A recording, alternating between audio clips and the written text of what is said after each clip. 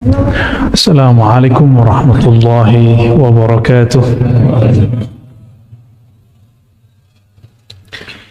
Alhamdulillahirabbil alamin alladzi faddalana bi ni'amil islami wal imani wal ihsan.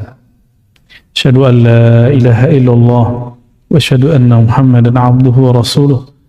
Allahumma salli wa sallim wa barik ala sayyidina Muhammad كعبة الأرواح وعلى آله وأصحابه صاحب الكرامة والجاه. أما بعد، اللهم أخرجنا من ظلمات الوهم والجهل إلى المعرفة والعلم. اللهم استرنا يا ستار بسترك الجميل. اللهم جملنا بصفاتك العالية وبالنور المحمدية. آمين يا رب العالمين. Jamaah yang berkah Allah, alhamdulillah setelah berapa bulan? Ya, 2 bulan ya. Ya, kayaknya belum lama-lama banget ya. Salah satu majelis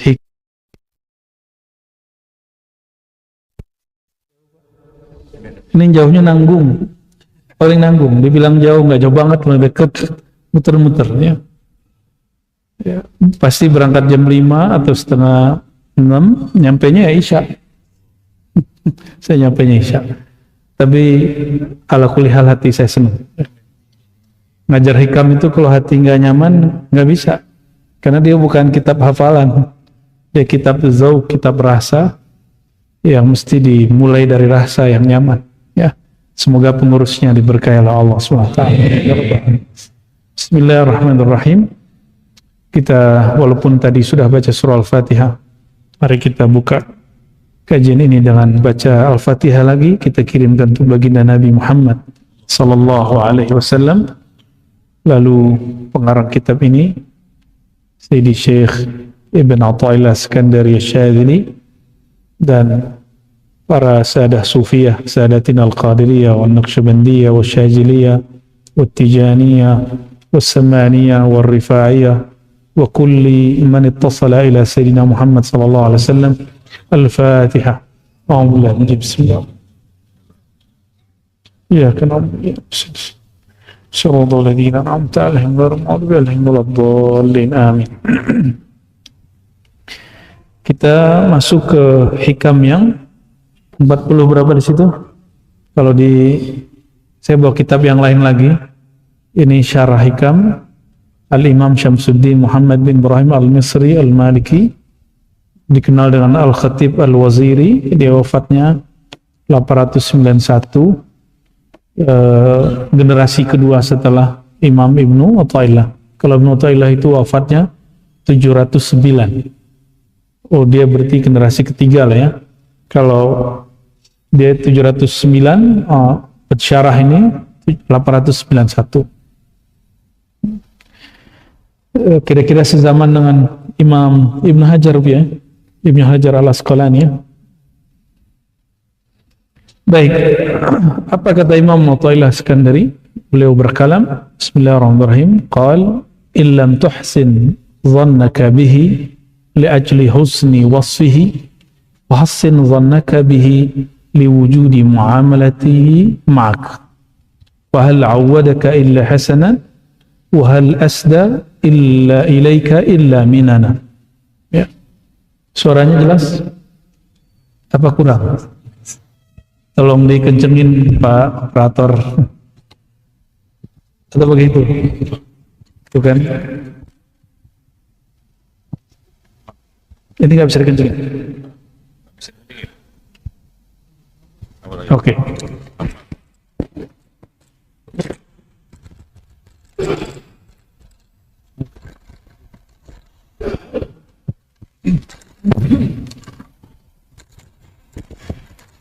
Illam tuhsin, lebih sahih ya saya. Illam tuhsin, jika lam tuhsin, engkau membaguskan zannaka, persepsimu, keyakinanmu, bihi, terhadapnya. Jadi bi itu tidak selalu diartikan dengan, jika bisa diartikan terhadapnya, yaitu Allah Subhanahu wa Ta'ala. Li'ajli husni wasfihi, karena Allah memang sifatnya sempurna, karena Allah memang zatnya sangat sempurna. Jadi kalau kita tidak bisa mengkondisikan hati bahwa Allah itu maha sempurna, maha baik, fahassin zannaka bihi liwujudi muamalatihi ma'ak, maka hassin, baguskanlah, baikkanlah zanmu, persepsimu, pandanganmu terhadap Allah, karena dia telah banyak berbuat baik kepadamu. Liwujudi muamalatihi ma'ak, karena adanya kebaikan-kebaikan Allah yang Allah alirkan kepadamu. Ini untuk orang-orang yang merasa lagi gabut, lagi berpikir, kenapa saya begini? Kenapa hidup saya begini? Kenapa nasib saya begini? Orang-orang yang berpikir begitu, ya coba mulai diriset pikirannya. Ya, itu pikirannya pikiran kotor. Ya, kurang ta'awuz itu. Ya, kurang apa? Ta'awuz itu bahasanya pakai billah, bukan? Ya, a'udzu billah.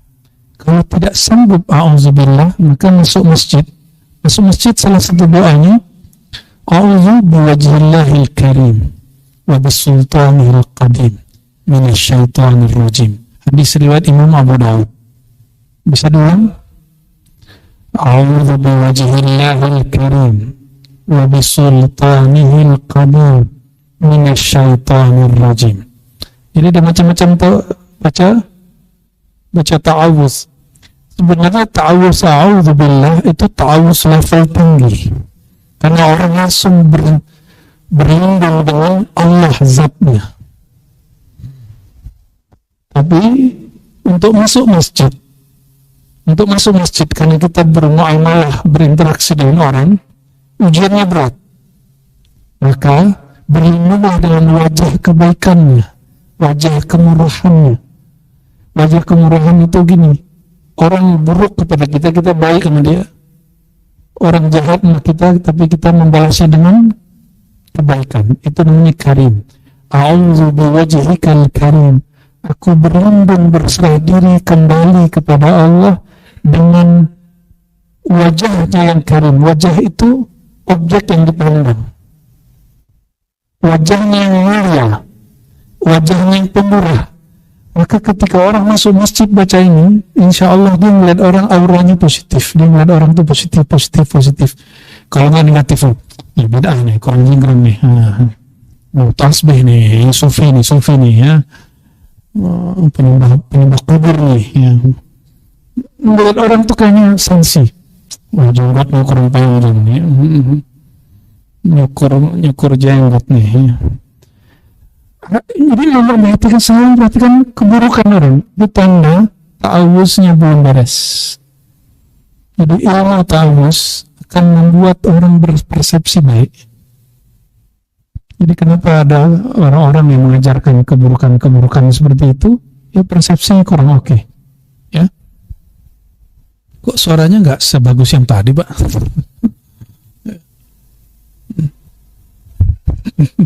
Rewel ya.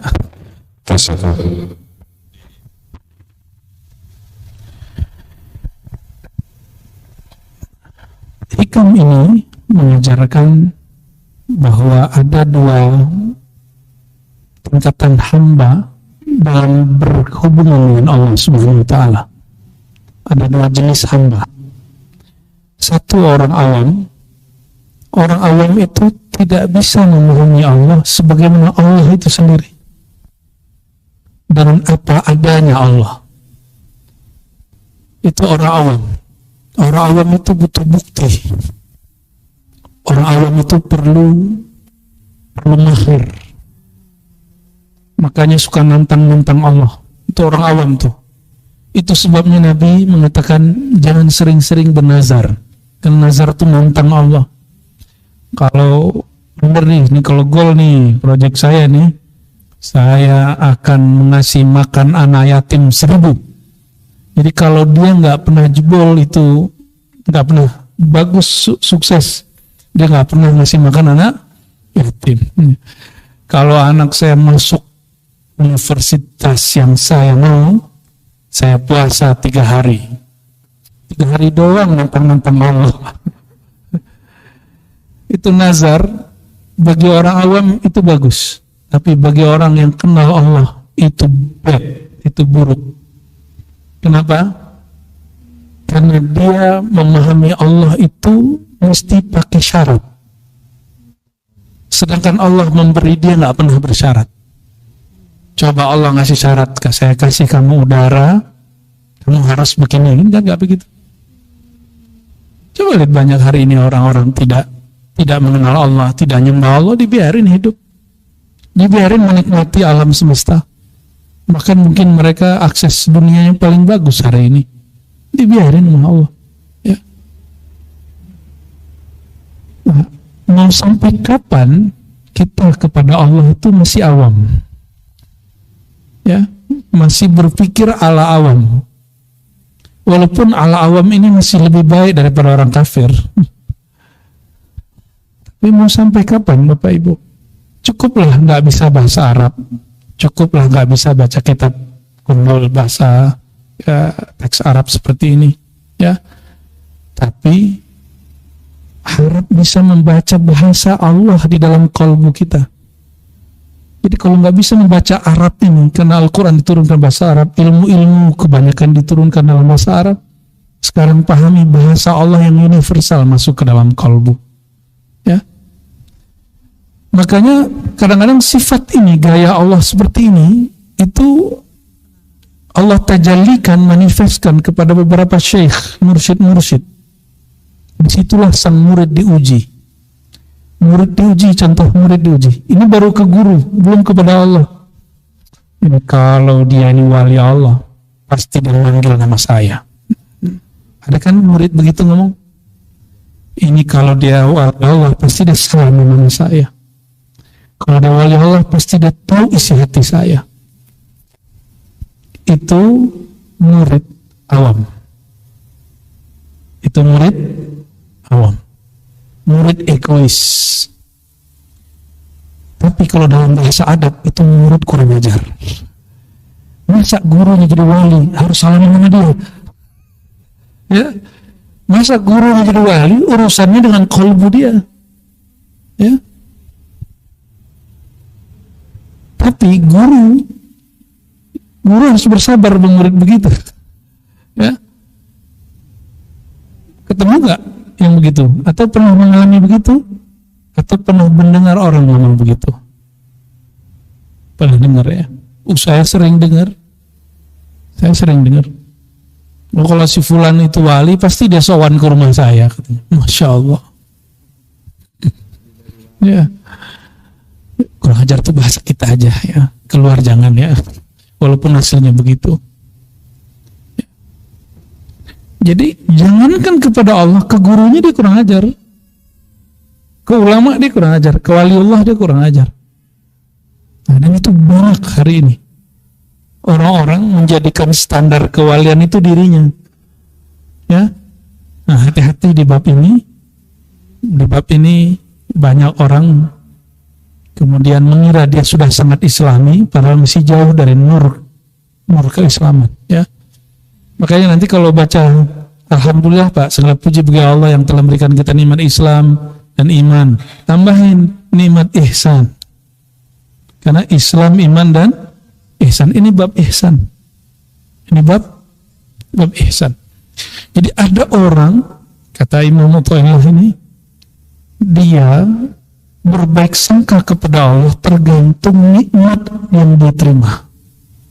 Tergantung rezeki yang dia terima. Ini level awam, ya. Ada level kedua. Level kedua ini yang disebut khawas. Level khawas ini yaitu mereka yang memahami Allah sesuai dengan yang Allah mau. Jadi dia memahami Allah itu sempurna, Allah itu baik, bukan berdasarkan kebaikan Allah kepada dia. Karena bagi dia Allah itu sudah sangat baik. Ya. Nah, namun kalau belum sanggup yang kedua, menjadi khawas. Ya, minimal yang pertama lah. Inilah yang disebut oleh Imam Ghazali, ada orang yang syukur kepada nikmat, ada yang syukur kepada sang pemberi nikmat. Ada orang yang mencari nikmat berzikir, ada orang yang ingin mengenal siapa yang dizikirkan. Kalau cari nikmat zikir, itulah sebabnya banyak orang pindah-pindah cari guru. Bukan nambah guru, tapi pindah guru, beda ya. Bukan nambah tarekat, tapi dia pindah-pindah tarekat, itu beda. Orang yang pindah-pindah tarekat berarti ada masalah dia dengan sebelumnya. Tapi kalau orang yang ingin menambah tarekat, itu mungkin dia ingin mencari pengalaman-pengalaman yang berbeda, dan itu tidak masalah, malah bagus, ya. Bapak Ibu jamaah yang dimuliakan Allah, orang yang hanya syukur nikmat, syukur kepada nikmat, nikmat berkurang, syukurnya berkurang. Syukurnya berkurang. Tapi kalau sudah mengenal Allah, nikmat bertambah ataupun berkurang itu hanya persepsi awam. Sebenarnya tidak ada nikmat yang berkurang. Wallahi demi Allah, setiap detik itu nikmat bertambah. Namun sang hamba selalu berprasangka kepada Allah karena syaitan selalu memberi dia was-was. Seandainya syaitan tidak ada, nafsu dia itu sendiri sudah bodoh. Nafsu itu senangnya diberi nikmat aja. Jadi kita sesat tuh nggak perlu syaitan, cukup kita punya nafsu itu sudah bisa sesat. Jadi jangan salahkan syaitan juga. Ya, itu sebabnya di bulan Ramadan ketika syaitan dibelenggu, wasulsilatis syayatin, wasufidatis syayatin, dua riwayat, dua versi di Sahih Bukhari dan Muslim. Tapi kenapa ada orang maksiat? Kan begitu pertanyaan anak-anak awam yang kritis. Ya, jawabannya sederhana. Orang tuh maksiat nggak perlu syaitan. Orang tuh maksiat cukup dia ngikuti hawa nafsunya. Ya, wattaba'a hawa. Cukup dia mengikuti hawa nafsu. Hawa itu kecenderungan gelap dalam diri, dan kita punya semua. Saya punya, yang hadir di depan saya juga punya. Walaupun sholat 1000 rakaat setiap hari, tetap antum punya. Ya, itu nggak bisa dihilangkan. Dia mesti ada dalam diri ini. Kalau nggak ada, saya curiga Anda bukan orang. Ya, mungkin sudah mayat hidup kali.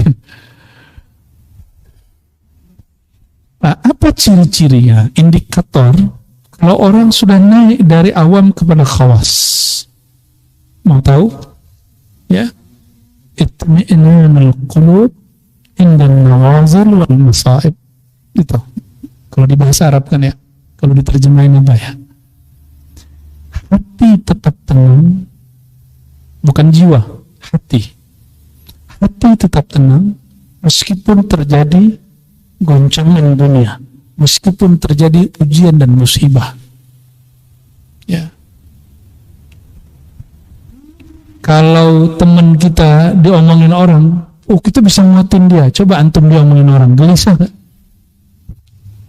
Ya. Abang Isam sebelah sini duduk. Isamnya duduk sini.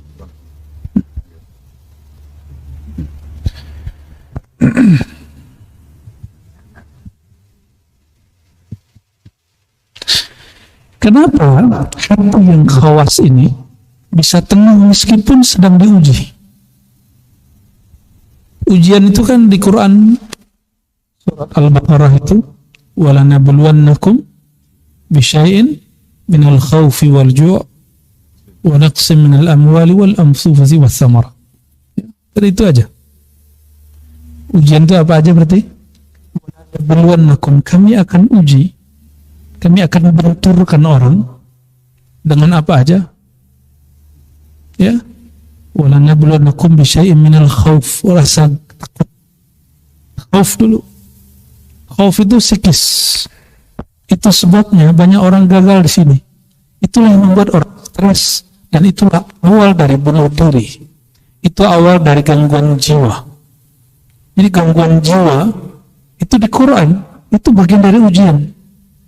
Jadi jiwanya diganggu kan begitu. Ya, khauf. Khauf ini ada sebabnya. Contoh, Kalau mahasiswa biasanya nilainya nggak bagus. Kalau anak-anak ini sekarang anak-anak banyak yang mau masuk kuliah tapi nggak keterima di universitas favorit dia, itu gorsahnya bukan main. Tenang ya, yang baru tamat SMA, pesantren, SMK, tenang. Sukses hidupmu di masa depan bukan dari kampusmu yang keren. Orang sukses itu bukan dari kampus yang keren. Orang sukses itu dia sudah mampu mengelola diri ketika ada masalah walaupun kecil. Masalah pertama, orang yang baru tamat SMK, SMA ini yang anak-anaknya, ini bapak ibunya kadang yang ribut. Sampai menyuap-nyuap orang di kampus, kan aneh. Itu otak apa itu? Otak orba itu ya. Ternyata setelah reformasi, korupsi ini lebih parah lagi. Kita ganti aja otak reformasi ente ini ya. Hari ini suap itu tambah parah. Korupsi itu kalau dulu berjamaah, kalau sekarang korupsinya kuat-kuatan. KPK-nya tambah kuat, bagian yang ini tambah kuat juga. Kalau urusan masuk kampus atau masuk sekolah favorit sudah main begitu, anak-anak mau jadi apa? Ya. Jadi jangan sampai kemudian anak-anak kita sudah kita ajarkan nggak benar. Itu nggak benar begitu. Walaupun saya udah nggak tahu kok. Itu kegagalan pertama anak remaja ketika masuk dunia kampus. Ya. Coba tanya orang-orang hebat yang masyhur itu, ya, baik dia di pemerintahan atau artis kayak atau ustadz, di mana sekolahnya? Ya, coba yang masyhur beberapa tahun lalu, ya, yang luar biasa ngajar hikam juga sampai hari ini beliau masih kuat, ya. Agin, emang di pesantrenan, emang dia tamatan UIN, emang dia tamatan Azhar, emang dia enggak pesantren, ngalong doang beliau. Tapi Allah jika ingin mengangkat orang, urusan dia. Ahli zikir, Ustaz Arifin Ilham, apakah dia tamatan Yaman? Tamatan UIN? Pesantren apa dia? Pesantren bentar dikeluarin pesantrennya. Saya kenal sama guru yang ngeluarinnya. Tapi jika Allah mengangkat seseorang, dia angkat kok. Yang sempat masyhur tapi sekarang sedang diuji Allah juga, Ustadz Yusuf Mansur. DO Pak, tapi kemudian ditarik lagi sama kampus. Dikasih juga S1-nya. Allah kalau mau nggak perlu pakai kampus apa-apa. Malah kampus yang minta. Ya. Ya 1-2 ada, ya belakangan aja kan baru muncul UAS, UAH, ya tamatan Timur Tengah ya. Sebelumnya kan jarang. Termasuk Mahfud MD Pak sekarang. Emang dia tamatan Amerika? Enggak. Jokowi orang Prabowo yang ini, Anies yang luar ya. Anies Amerika ya? Enggak, pernah di Amerika dia? Ya. Bener ya? Ganjar mana? Megawati enggak tuh ya. Jadi orang-orang itu kalau Allah ingin angkat enggak perlu kampus keren. Dia keren. Jadi dalam rumus kita al-ilmu laisa bil makan. Ilmu itu bukan kamu tempat kuliahnya di mana. Ilmu itu bil himmah al-aliyah. Ilmu itu tergantung himmahnya tinggi. Apa arti himmah? Kesemangatan dan kesungguhan. Ya, ini terlepas kita pro kontra dengan orang-orang tadi. Mungkin ada yang nggak senang dengan fulan itu lain cerita. Tapi mereka di dunia ini sudah sukses. Di dunia yang mereka mau, ya. Saya yakin juga nih banyak nih bapak-bapak ini yang kerjaannya nggak cocok sama kuliahnya. Yang senyum-senyum tuh kayaknya sohih itu ya. Ya. Kalau saya masih nyambung lah ya. Saya masih nyambung Pak. Saya kuliah Usuluddin. S1 S2 bahasnya Usuluddin. S1 saya ada lagi ya mengambil hadis. Ngambil lagi daurah dirasa Islamiyah. Masih nyambung saya ngajar begini di kampus saya juga ngajarnya nggak aja beda. Ya. Jadi saya lurus-lurus aja lah. Tapi yang nggak lurus banyak nih wajahnya nih. Yang pekerjaannya nggak sesuai dengan kuliahnya. Ternyata di Eropa pun sendiri hasil survei hanya 20 ilmu kampus yang kepake di dunia real. Jadi nggak usah sedih-sedih amat remaja ya, sampaikan ke anak-anak kita, ke adik-adik kita yang sedang berjuang di kampus-kampus ya. Jadi apa ciri-ciri indikator kalau seorang sudah khawas? Apa indikatornya? Jiwanya, kalbunya tetap tenang meskipun sedang diuji. Kenapa dia tenang? Karena dia faham yang menguji dia adalah Allah yang Maha Sempurna, maka ujiannya bukan untuk menghina dia, tapi ujiannya untuk mengangkat dia. Ujiannya pasti untuk mendewasakan dia. Huwal wathiq bil maula fil akhirati kama fil aula. Ya. Orang ini percaya kepada Allah, percaya bahwa yang menguji dia nggak mungkin menghancurkan dia.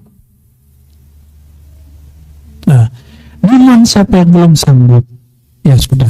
Jika engkau tidak memahami Allah, bahwa dia punya sifat yang maha sempurna, zatnya sempurna, maka ingat-ingat saja semua kebaikan-kebaikannya sedari kecil sampai hari ini. Ya.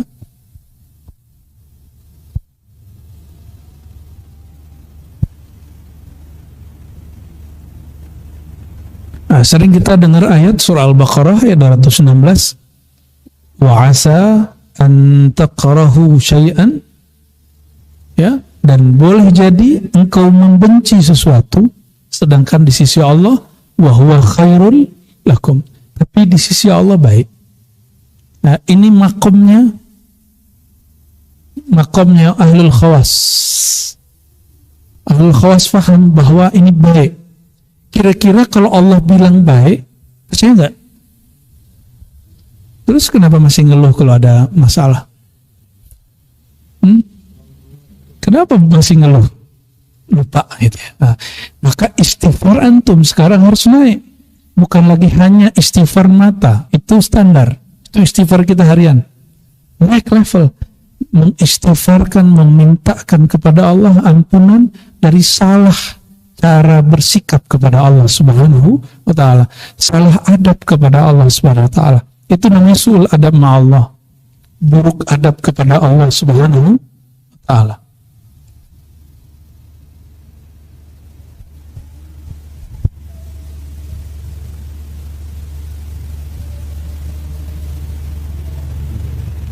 وَمَا فَازَ بِاللَّوَاحِقِ إِلَّا مَنْ هَازَ السَّوَابِقِ. Begitu kata Imam Syamsuddin Al-Maliki ya. Kita masuk ke hikmah berikut. Al-ajab kullal ajab. Sungguh mengherankan. Ya. Mimman yahrubu mimman la fikaka lahu minhu wa yatlubu ma la baqa'a lahu ma'ahu. Fa innaha la ta'mal absar walakin ta'mal qulubu allati fis sudur. Surah Al-Hajj ayat 46. Ini mulai musim pemilihan umum. Ya. Kalau di Malaysia pemilihan raya apa? Kalau di Brunei enggak ada pemilihan ya? Enggak ada ya? Oh ya, enggak ada ya. Kerajaan ya, kesultanan ya. Al-ajab kullal ajab, sungguh aneh, sungguh mengherankan. Mimman yahrubu, terhadap orang yang lari, mimma la finkaka lahu minhu, daripada zat yang tidak akan pernah lepas dari dia. Wa yatlubu ma la baqa'a lahu ma'ahu, lalu mencari sesuatu yang tidak kekal bersamanya. Ya. Contoh sederhana gini, kita melihat orang dia kerja di, misalnya nih, ini otak awam nih ya, ini konsep awam. Ada orang kerja PNS. PNS itu kan pensiunnya ada, benar nggak? Terus ada orang pensiun dini. Apa kata tetangganya? Ini orang aneh. Masa udah keterima PNS? Ya, pegawai negeri. Lalu keluar. Sekarang jadi pegawai swasta atau jualan. Gitu nggak tetangga ngomongnya? Orang tua juga ngomong begitu. Ya. Ibu saya dulu sebelum meninggal ngomong, kamu jadi PNS lah, nah. ya biar nanti punya pensiunan kayak bapakmu. Saya bilang, maaf mah, kalau jadi kayak bapak nggak mau. Ya, pensiunannya kecil gitu. Ketawa dia. Akhirnya saya nggak jadi PNS, nggak apa-apa. Saya doakan adik saya jadi PNS, bener Pak, alhamdulillah jadi PNS adik saya. Ya. Sulit juga tuh nolak karena ibu yang nyuruh. Konsep ibu kan awam. Ibu kita nggak mau kita hidup susah. Bagi beliau, kalau hidup yang enak tuh PNS. Maklum di daerah. Mungkin di Jakarta masih begitu. Kalau ada orang keluar, nah saya dulu ngajar di kampus UIN. Tapi saya nggak mau tetap juga ya, walaupun kemudian ditawar-tawarkan dan ada sempat keinginan mau, alhamdulillah tertarik ke tempat yang lain. Keluar dari UIN, itu senior saya ngomong, kamu kenapa keluar dari UIN? Kan nggak keren dari universitas negeri ke swasta, mirip-mirip begitulah. Ya, saya jawabnya apa? Keren itu kata orang atau kata dirimu? Kalau saya bahagia, kamu mau apa? Saya bilang gitu aja. Langsung. Kalau saya bahagia, saya tenang, terus kamu mau apa? Ya. Jadi kerjaan itu masalah bahagia nggak bahagia sebenarnya. Ya. Cuma ada orang yang bertahan dengan ketidakbahagiaan, yang penting dompetnya ya, ada tiap bulan. Nah itu bagi saya orang-orang yang tidak idealis. Cuma orang begitu banyak. Orang begitu banyak. Namun ingat, perubahan tidak terjadi pada orang-orang begini. Perubahan itu terjadi pada orang yang khawas. Orang yang mencari kebahagiaan hakiki. Ya. Saya ngantor, Pak. Ini ngantor saya. Berangkat pagi, pulang. Mau pulang jam 5 ya enak, temen pulangnya jam 6. Ya udah jam 6 aja pulang. Pulang ke rumah udah capek. Mau tidur itu gelisah. Kenapa gelisah? Besok ngantor lagi. Bangun tidur bukan baca doa. Alhamdulillah ahyana. Ya Allah. Jam 8 berangkat lagi. Begitulah tiap hari. Karena saya tidak mencintai pekerjaan saya, Bang, ya. Itu salah kita juga. Ya. Akhir tersiksa. Setahun itu saya opname 3 kali. Kira-kira bahagia nggak tuh orang? Ya gaji naik terus, tapi hati nggak bahagia. Karena itu bukan diri saya. Gitu. Cuma salah juga dulu lagi zikir malam hari, karena saya dulu suka khotam khojakan, baca kulhu malam itu kalau sendiri aja. Kulhu itu kan 1001 bacanya, ini baca sendiri. Dulu seneng sekali baca itu. Terbesitlah di satu malam, ya Allah, pengen juga coba ngeliat kayak temen tuh berangkat pagi pulang sore gitu. Ternyata terbersit begitu, bahaya. Benar, besok ambil khutbah ada orang nawarin masuk kantor, Pak. Hati bersihkan hatimu. Al-ajab kullal ajab. Sungguh aneh orang yang meninggalkan perhatian Allah yang selalu ada kepadanya. Orang yang meninggalkan kasih sayang Allah yang selalu tidak akan pernah terpisah darinya, lalu mencari perhatian yang tidak pernah kekal bersamanya. Ya. Nah, tadi kan bab dunia, sekarang masuk ke bab rohani. Masuk bab rohani. Antum belajar ilmu ma'rifatullah, belajar zikir. Terus dengan orang ngaji hikam nih, lu ngaji hikam bro, nggak salah gue lihat. Ada yang ngomong gitu nggak? Ya, lu bertobat. Ada yang ngomong gitu, Pak. Ya. Teman kita, Dr. Falah, ya, dari Buton, dulu baca hikam, kita muzakarah hikam. Dia beli kitab hikam lah ke toko kitab. Ternyata itu teman yang jualan. Temannya bingung, lu ngaji hikam, Falah. Lo kenapa emang? Kalau begini lo harus masuk masjid 15 menit sebelum azan. Jadi bagi mereka ngaji hikam itu momok sesuatu yang aneh. Padahal lebih mulai hikam atau Al-Quran. Al-Quran lebih mulai hikam atau kitab hadis. Kitab hadis. Kenapa orang terlalu berlebihan dengan hikam? Ya. Kenapa orang kalau masuk ngaji tafsir nggak begitu ngomong? Ente ngaji tafsir harus setengah jam semua azan tuh masuk masjid. Maksudnya kan begitu ya? Karena kitab Al-Quran muqaddas, suci, sedangkan ini nggak suci. Ya. Nah, kita sering lari daripada perhatian Allah yang maha sempurna lalu mencari keridhaan yang tidak sempurna. Ya. Akhirnya karena ngomongan begitu nggak mau ngaji di Hikam, nggak mau lagi ngaji kepada Syekh Fulan. Ya, si Anu diomongin orang, si Anu disesatin orang, si Anu dianggap tarikatnya aneh, misalnya gitu. Padahal dia sudah merasakan nikmatnya belajar zikir, belajar ma'rifat kepada orang itu. Cuma karena malu dan takut diomongin orang. Nah, padahal omongan orang itu hari ini dia ngomong, besok mungkin beda. Ini saya udah ketemu banyak orang, Pak. Di belakang ngomongin saya. Kalau ketemu cium tangan. Aneh gak tuh? Kita kan jadi bingung, ini orang bener gak ngomongin aku nih? Allahumma sholli ala sayyidina Muhammad.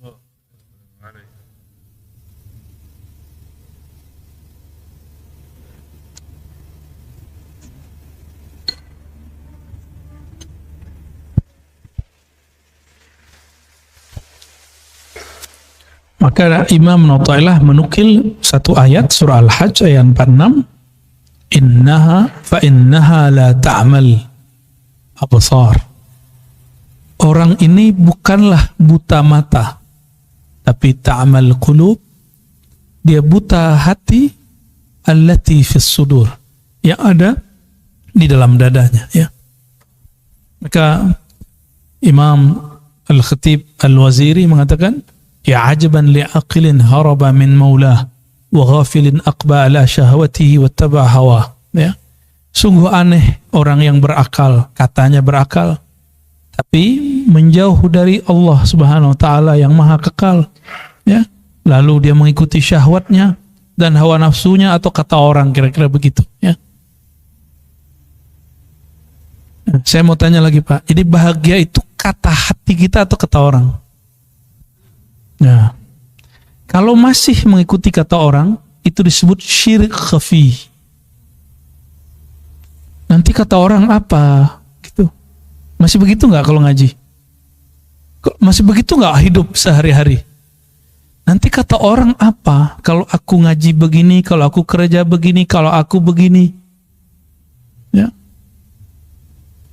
Nah, orang-orang seperti ini masih ada syirkun khafi fi qalbih. Ada syirik tersembunyi di hatinya. Ya. Makanya dunia nggak bisa dia ubah, tapi dia diubah dunia. Kata orang itu kan dunia. Ya. Ikuti kebahagiaan hati. Tolong bedakan, ini bukan kebahagiaan versi was-was jiwa, tapi ini hati yang paling dalam. Ya. Jangan pakai hikam untuk membenarkan ya perilaku-perilaku menyimpang, ya kan hari ini ada juga orang yang begitu untuk perilaku yang menyimpang, ya. Ini yang lagi ramai beritanya, persoalan LGBT, ya. LGBT itu semua agama menolak. Agama dahulu sekarang sama. Tapi satu yang saya ingatkan Bapak Ibu, kita nggak boleh benci orangnya.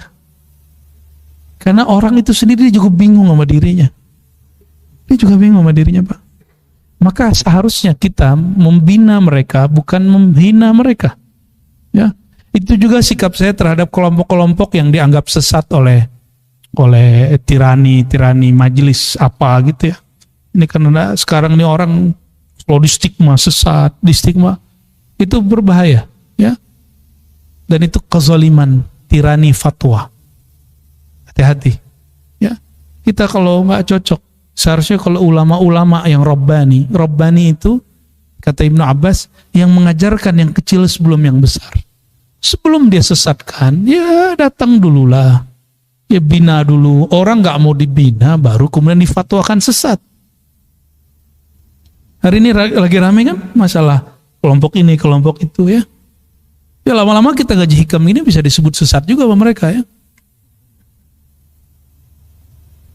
Terserah mereka lah, ya. Jangan ikutin apa kata orang, ikuti aja batinnya, ya. Ikuti batinnya.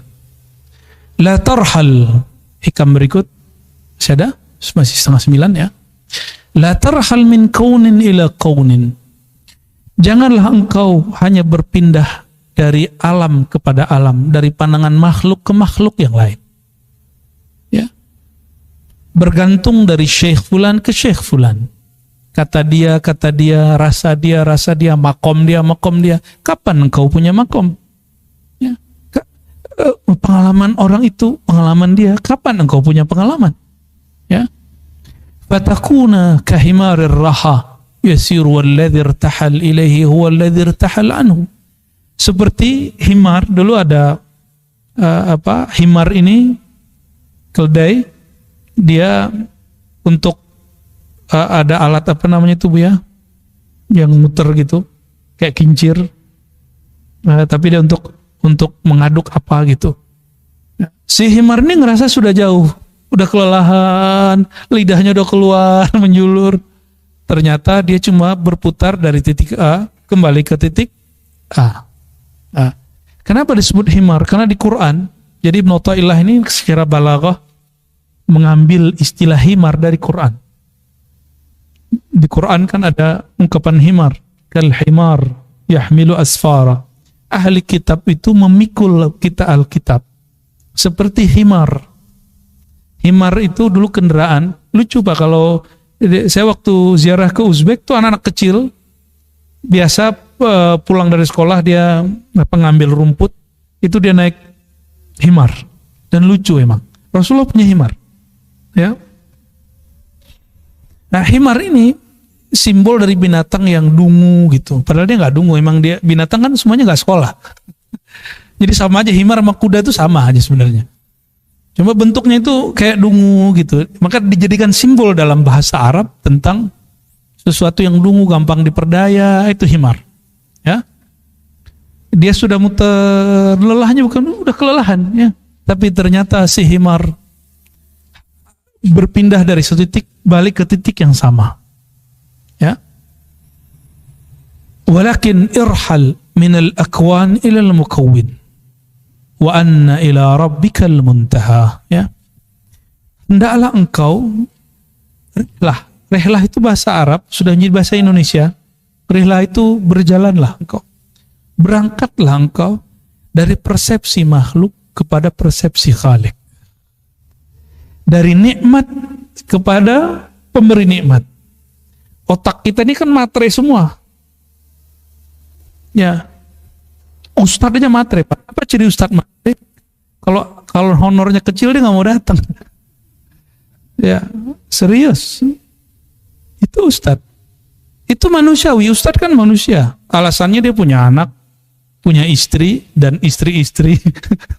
Ya, apalagi istrinya lebih dari satu, ya berat itu untuk menerima masjid Nikmah Japos ini berat. Tapi ada, kalau orang yang mengikuti al-mukawwin Allah, ada satu kelezatan rohani dalam mengajar, seperti bapak, ibu merasakan kenikmatan waktu mendengar. Ini yang dikatakan dalam hadis Nabi, ya, hadis dari Ibnu Mas'ud radhiyallahu taala anhu, hadisnya sahih, ya. Al-alim wal muta'allim syarikani fil ajr. Orang alim yang ngajar dan muridnya itu syarikan, bersamaan menikmati ajr. Al-ajr balasan. Orang awam mengira al-ajr ini balasan angka-angka. Tapi al-ajr indal khawas lazzatul musyahadah, lazzatul muraqabah, lazzatul ihsan, lazzatul ma'rifah. Ya, al-ajr pahala bagi orang-orang yang khawas. Itu lezatnya mencicipi kalimat-kalimat hikam. Saya mau tanya, benar gak asik Pak denger hikam? Asik, bener asik. Paham gak paham asik aja lah. Seru aja ya. Paling cuma 1-2 yang ngantuk. Itu pun ngantuknya karena emang nyaman gitu. Ya, kegeeran ya. Allahumma sholli ala sayyidina. Nah, kalau syukur nikmat, coba berangkat naik makom dari mensyukuri nikmat, sekarang mensyukuri yang memberi nikmat. Kalau kita mensyukuri yang memberi nikmat, kecil rasanya besar. Kecil rasanya besar.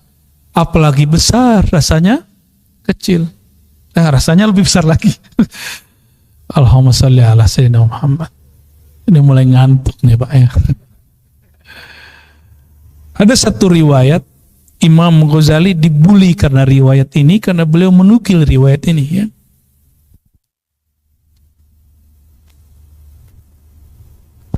Aktsaru ahlil jannah al-bul. Kebanyakan ahli surga itu al-bul. Bul itu terjemahannya apa Bu ya? Al-ghafil an syarril matbu' alal khair ya. Humul ladzina ghalabat alaihim salamatus sudur wa husnul dzan bin nas. Orang kalau kita sebut dablek, tahu dablek? Orang ya disakitin dia cuek aja, diejek, dihina dia muka datar aja tuh. Ada orang begitu gak? Ya, dia dihina orang dia santai aja ya, santai. Ada orang begitu?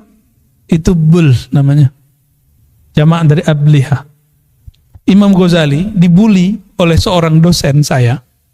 Dosen saya ini baca kitab Ihya tapi nggak berguru, baca sendiri.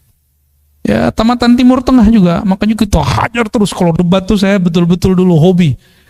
2 jam itu kita aja ngomong berdua Pak. Yang lain coba pindah kepala dong, gini dong. Dosen, Rosi dosen gitu aja. Ya, salah satunya hadis ini. Kebanyakan ahli surga al-bul. Apa nih Ghazali katanya? Al-Ghazali ini. Allahumma shalli. Ini salat apa nih Pak? Al-Isya' ats-tsani wal tsalits? Ya, kebanyakan orang masuk surga, ahli surga itu orang yang dia cuek bebek dengan keburukan orang lain. Itu maksudnya. Orang-orang yang salamatus sadr. Bukan orang bodoh, tapi orang yang masa bodoh dengan kata-kata orang-orang di dunia itu disebut dengan al-bul atau abliha. Bukan orang bodoh seperti yang dipahami si dosen itu. Kita jelasin dia nggak percaya Pak, karena yang ngomong anak S1. Ya. Waktu saya mau mengajukan skripsi Pak, ya kepala ininya ngomong ini apa, kepala kaprodinya. Mungkin dia masih hidup Pak. Apa katanya? Kamu itu kalau pakai buku terjemahan, tulis dong terjemahan. Ini makanan gua nih. Kuliah kitab Pak, saya biasa kalau awal-awal dulu kuliah, kita bawa kitab itu begini. Tapi pas udah tahu adabnya, semester 6 dan 7 saya bawa tas. Di tas saya itu ada kitab bahasa Arab 2, 1 bahasa Inggris, selalu begitu. Saya keluarkanlah 1 kitab bahasa Arab, Pak ini kitabnya. Bapak baca judulnya, gitu. Mukanya langsung merah Pak. Oh ya sudah, berarti kamu beneran baca kitabnya. Ya, kita dihina begitu mah orang seneng banget. Jadi dari dahulu sudah biasa dihina orang. Ya, pas dihina kita tambah naik gitu. Dulu biasanya begitu ya, tambah naik ininya, apa kegeliannya, apa tambah geli gitu sama orang.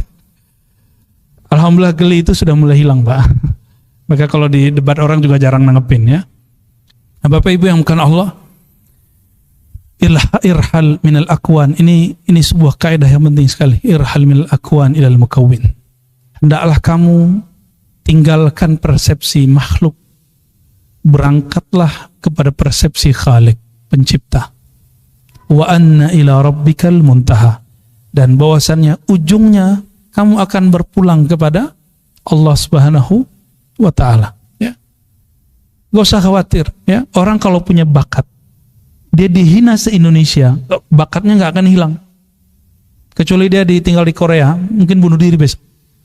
Di Indonesia orang bul ini banyak. Ya, dia dihina se-Indonesia, tapi dia punya bakat. Sampai sekarang orangnya masih bertahan. Ada yang dihina karena dosa, ada yang dihina karena salah, ada yang dihina karena bahasanya kurang bagus. Tapi dia punya soft skill yang gak bisa dihancurkan dengan hinaan. Sampai hari ini orangnya diminati. Ya. Jadi yang harus kita rawat dalam kolbu apa? Anugerah Allah yang maha latif, yang maha lembut itu, yang sangat soft, sangat lembut di dalam diri ini yang mesti dilatih kehalusannya itu. Ya. Maka saya menyarankan setiap hari jangan lupa zikir ya latif, ya latif, ya latif 129 kali pagi dan sore. Kalau nggak sempat pagi ya sore. Afdolnya pagi dan sore. Ya. Ini diijazahkan oleh Maulana Al-Imam Asy-Syadzili kepada murid-muridnya dan sampai kepada kita sampai hari ini. Ya. Diamalkan ya latif. Ya, supaya tambah dahsyat tambahkan ya Allah, ya Latif, di depannya ada lafaz Allah. sehingga bergetar di dalam hati. Ya, seandainya baca ya Latif pun belum, sebut Allah ya Latif, Allah ya Latif begitu, atau ya Allah ya Latif. Berapa kali? Kenapa 109? Nah, kalau nanti coba cek, ada namanya hisabul jumal. Tulis istilahnya yang bawa catatan. Hisabul jumal. Hisabul jumal itu ilmu tentang nilai angka. Seperti sandi Morse, Morse apa Morse? Ya, itu sandi, ya huruf ada angkanya, angka ada hurufnya. Ya, Latif itu lam, ta, ya, fa itu digabung menjadi 129. Ya. Boleh nggak saya zikir lebih dari itu? Boleh. Tapi khatamkan 109, baru kemudian ulang lagi dari awal. Begitu ya. Itu caranya. Oh, kok sama Allah kok pakai angka? Ya bukan. Itu sama dirimu, bukan sama Allah. Beda ya. Dengan Allah kita nggak perlu bertransaksi dengan angka. Kita bertransaksi dengan diri. Maksudnya untuk mendisiplinkan diri perlu angka. Coba tanya trainer workout itu ya, fitness. Itu ada angkanya nggak? Supaya orang kebentuk perutnya, kebentuk otot, bisepnya, segala macam. Ada angkanya nggak? Ada time-nya? Loh, kenapa orang latihan itu ada angka dan time-nya, untuk latihan kolbu kok nggak ada? Nah, ini ciri-ciri bahwa setiap latihan mesti ada angka dan waktu. Kalau khawas, la waqta wa la zaman illa ma'allah sahibuz zaman. Ya. Kalau orang yang khawas gak perlu lagi angka. Dan itu disebut oleh Imam Ghazali dalam Ihya jilid pertama. Dari bab zikr, jika engkau ahlul musyahadah, ahlul ma'rifah, maka angka dan waktu tidaklah penting. Karena dia sudah bersama sang waktu, Allah subhanahu wa ta'ala. Ya. Gimana Pak? Sudah? Cukup 3 ya. Mengjatahnya di sini 33 Pak. Barangkali itu untuk hikam kita. Alhamdulillah masih dalam suasana bulan haji terakhir ya. Amin. Semoga semua yang berhaji kemarin diterima oleh Allah SWT. Amin ya rabbal. Semoga semua yang umrah diterima oleh Allah SWT. Amin. Dengan segala kekurangan kita, semoga Allah menerimanya karena kesempurnaan nikmatnya kepada kita. Amin. Ya. Dan yang berniat haji dan umrah Allah segerakan. Amin ya rabbal alamin. Dan terakhir malam malam Muharram nanti kita ada kajian di Sunda Kelapa ya, jam 10 seingat saya. Ya, fadhal, silakan hadir. Ya. Ada tanya jawab? Silakan kepada Bapak ya Ibu yang mau bertanya atau menyanggah pertanyaan. Baik, persilakan Pak Hamdani.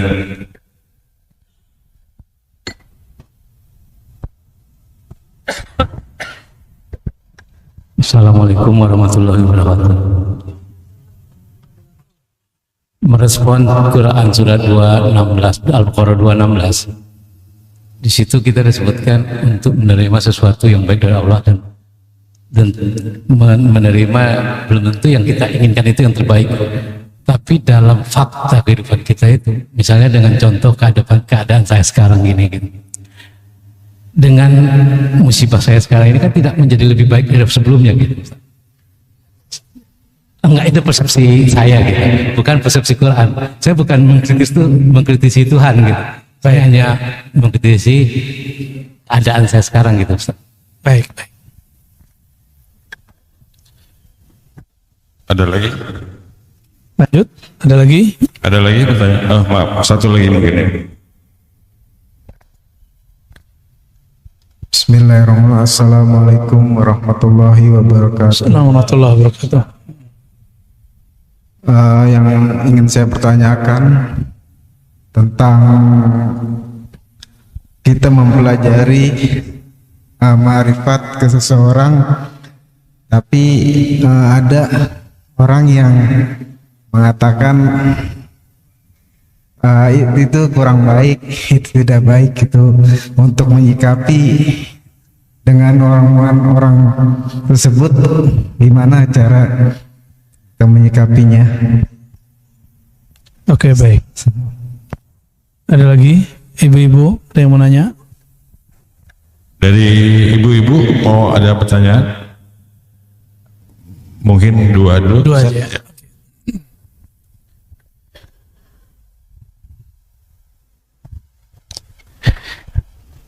Bapak masih hidup nggak?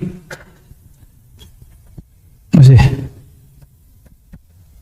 Teman satu angkatan kerja dan kuliah sudah banyak yang meninggal belum? Kembarannya meninggal.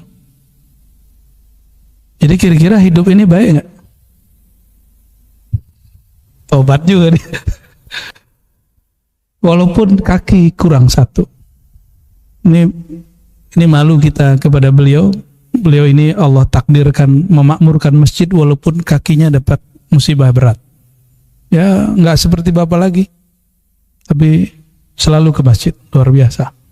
Ya, tapi orang kena musibah itu akan selalu ada was-was. Itu normal pak. Musibah penyakit, apalagi penyakit gula, itu paling kuat was-wasnya. Saya nggak tahu kenapa, karena itu saya saksikan sendiri pada ibunda saya sendiri ketika sakit. Was-wasnya berubah, detik per detik berubah. Nah, dan semoga beliau tidak berubah berkah kajian hikamnya, insya Allah. Maka saya bertanya, saudara, teman, bapak sudah banyak yang sudah pergi duluan. Ya, pilih meninggal atau masih hidup? Masih hidup, itu masih dikasih. Ya. Jadi ketika ada seseorang dalam hadis Bukhari dan Muslim mengatakan matilah aku, gitu. Mati aja. Kan sering ngomong gitu kan? Ada anak-anak ngomong gitu sambil pukul-pukul kepalanya, mati aja gitu. Apa kata Nabi? Ya. Kul khairan, katakan yang baik. Kenapa? Fa innal malaikata yu'minuna ala ma taqulun. Karena malaikat mengaminkan apa yang kamu katakan. Hati-hati. Ya. Jadi apa yang Allah beri hari ini itu khair. Ya, maka di Quran surat Taha, wallahu khairun wa abqa. Allah itu khair, maha baik, maha baik lah, apa yang diberikan baik semua. Ya.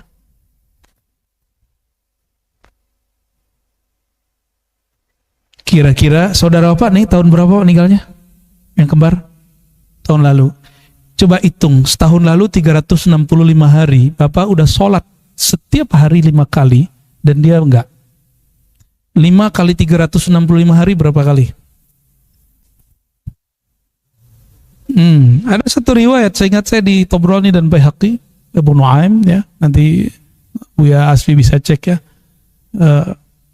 Ada seorang sahabat punya sahabat yang lain meninggal. Ya. Tapi dikabarkan bahwa sorga yang kedua, yang meninggal kedua, yang pertama meninggal, terus 40 hari lagi yang kedua meninggal. Lalu mereka dapat kabar bahwa yang kedua ini sorganya lebih tinggi. Protes. Apa jawabannya? Selama 40 hari berapa kebaikan yang dia lakukan? Berapa orang yang dia santuni, berapa orang yang dia kasih senyum. Dan bapak kan suka senyum, saya senang lihat ya pak. Ya, jadi turun lihat senyum itu senang. Kita ini kalau dikasih duit sama orang tapi wajahnya begini gimana? Nggak seneng loh, apalagi bil manni wal adha. Ada ngomong ini loh, orang hina, minta mulu, pengemis loh. Ngasih cuma 2.000, menghinanya beribu-ribu. Kasih senyum aja enak. Jadi benarlah Rasulullah mengatakan, ya engkau senyum kepada saudaramu, itu juga sedekah. Sedekah itu gift, hadiahmu kepada mereka. Ya. Kenapa disebut bukan hadiah? Karena kita ini perlu wajah enak, itu perlu. Enak, betul Pak. Dan kita ini fuqara, fiba tabassum.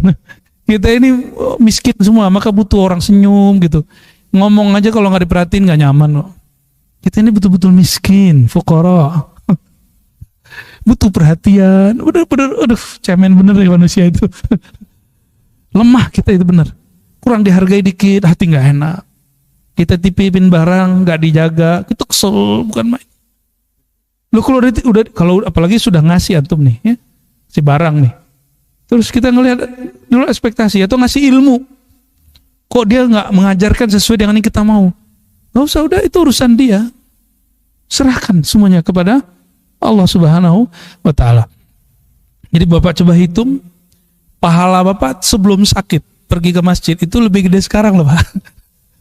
Ya, karena al-ajru ala qadri ta'ab, begitu riwayat dari Sayyidatuna Aisyah. Ketika Sayyidatuna Aisyah protes tentang suatu hal, Nabi menjawab, al-ajru, apresiasi di sisi Allah tergantung lelah kamu berapa.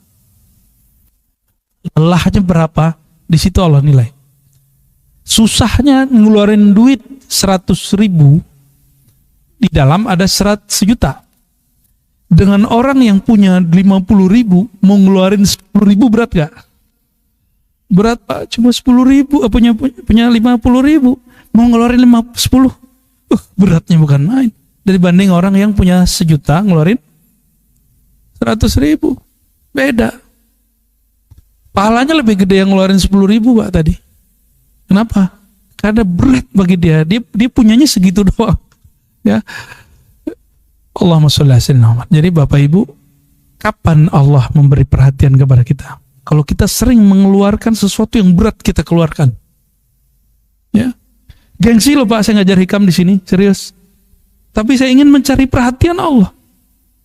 Saya ngaji hikam biasanya di tempat yang menurut saya agak lumayan gede tempatnya gitu. Atau ngajinya malam, jam 12 malam, tempatnya terbuka. Maunya begitu, nggak mau yang di masjid gitu. Kalau di masjid, masjidnya yang gede sekali, aksesnya enak. Tapi ini cara saya untuk membakar nafsu saya sendiri. Untuk menghancurkan ego saya sendiri. Ini saya buka Pak sebenarnya. Awalnya saya berat ke sini. Ya, tapi lama-lama, ternyata inilah cara torikohnya hikam. Torikohnya hikam ya begini. Ya, hikam itu bukan enak-enakan. Hikam itu ada yang nggak enak secara nafsiyah, tapi dia secara batinnya nikmat gitu. Meninggalkan casing-casing itu nikmat sekali. Ya, itu sebabnya orang haji wukuf itu walaupun paling rumit, Muzdalifah lebih rumit lagi. Tapi kenapa orang kecanduan haji? Karena di saat itu jenderalnya hilang, direkturnya hilang, dokternya hilang, sarjananya hilang, menterinya hilang. Di saat itu rohaninya merdeka. Ini yang dikatakan Mu'ta'ilah Sekandari tempat yang lain ya. Ketika seorang murid diuji, itulah Aid, itulah hari raya. Itulah rahasia kenapa haji bikin candu. Ada rohaninya yang candu. Ya, umroh bikin candu, padahal desak-desakan. Ngapain orang desak-desakan muterin Ka'bah gitu kan? Mending di Tanah Abang. Ini kata orang. Tapi secara rohani lain cerita. Kecanduan itu luar biasa. Ya, ya semoga surga berumroh dan berhaji. Amin rabbal alamin. Amalkan satu salawat, coba hafalkan. Allahumma sholli ala sayyidina Muhammad.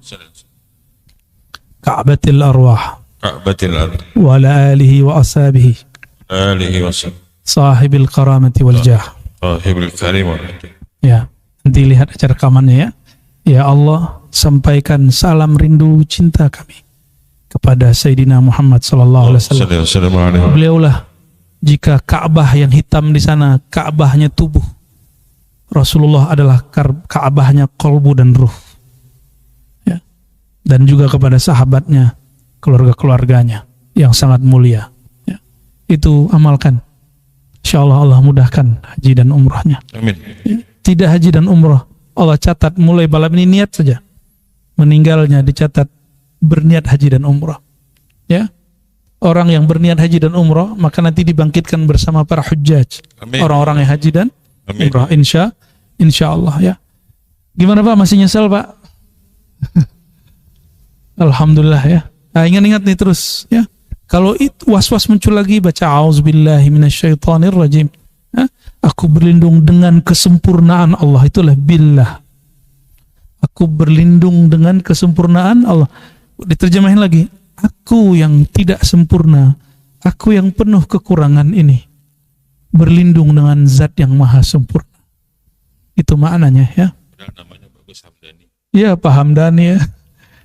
Hamdani itu nama imam Pak, Yusuf Al-Hamadani, itu guru daripada Syekh Abdul Qadir Jilani, beliau kawan daripada Imam Ghazali. Beliaulah yang mengajarkan zikir khafi kepada Syekh Abdul Qadir Jilani. Syekh Abdul Qadir ini kan zikirnya dua, jahar dan khafi, sir. Jahar itu keras, itu kepada Imam siapa? Dabbas ya. Kalau zikir khafi dari Sayyidina Yusuf Al-Hamadani, mata dipejam, lidah dikunci, qalbu membaca nama Allah. Itu diambil dari Imam Yusuf Al-Hamadani ya.